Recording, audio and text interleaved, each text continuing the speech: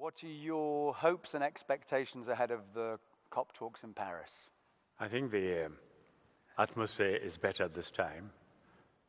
Governments that were hesitant in Copenhagen have come forward with suggestions, ideas, and proposals as to what they will do in their own countries. And governments are being pushed to come up with national strategies for tackling climate change.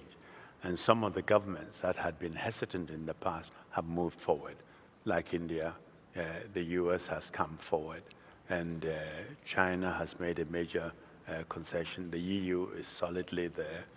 And I think today every country accepts that it has a responsibility, although we all agree that the developed world has to do more and take the lead for the others to come. So the atmosphere in Paris is better. In fact, I was in Paris on Friday. I was supposed to do a taping with Al Gore, which we did. And then, of course, the carnage started, and he had to abort the recordings. But I think we will get an agreement in Paris. Whether to be ambitious enough is what the question is. Some are saying it shouldn't be binding. Others would want to see a binding agreement. I'm in that category. Yeah. I think you need to have something to hold governments to. Yeah. And for their own people to monitor and hold them accountable. Thank you. Okay, so we're going to start with Alexandre, and then we're going to be going after that to Ada Semedo from Cap Verde. So Ada, if you could get ready. But Alexandre, can we have your question, please? And how are you? Yeah, good, thank you. Good to see you. Yeah, thank you. Hello, Mr. Annan. So my questions are, of course, about the recent Paris events. It is unclear what the best approach to containing ISIS would be. Considering its development, would direct military intervention would solve the problem? What can be done to bridge the religious and cultural divides that cause the rise of ISIS? And what form of authority will take place, and how will this ensure peace if ISIS can be defeated? Mm-hmm. So a broad-ranging question about what's basically the... I think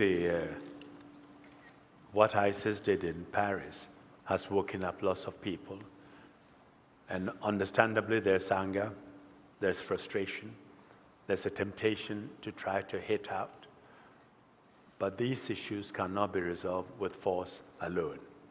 There has to be an attempt to deal with the root cause of the problem.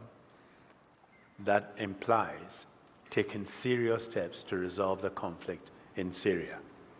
I think we are making progress. I've seen a situation where the Russians and the Americans are talking.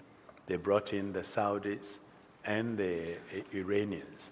And in 2012, when we organized the first big conference and had the Geneva communique, we couldn't get Saudi Arabia to sit with Iran.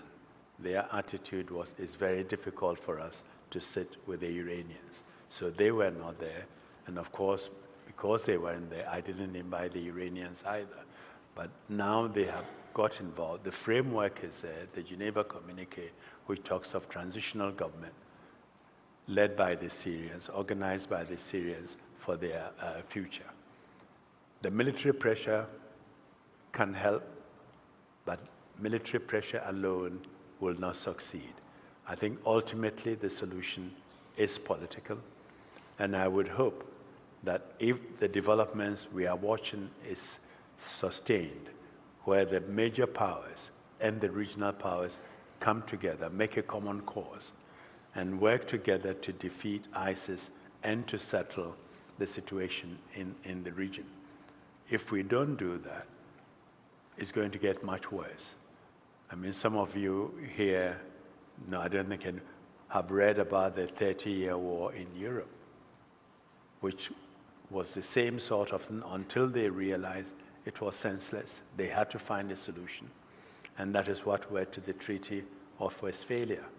And I hope Syria and the people involved in the conflict would also find their Westphalia moment and realize the futility and the senselessness of the killings that are going on and work together to calm the situation.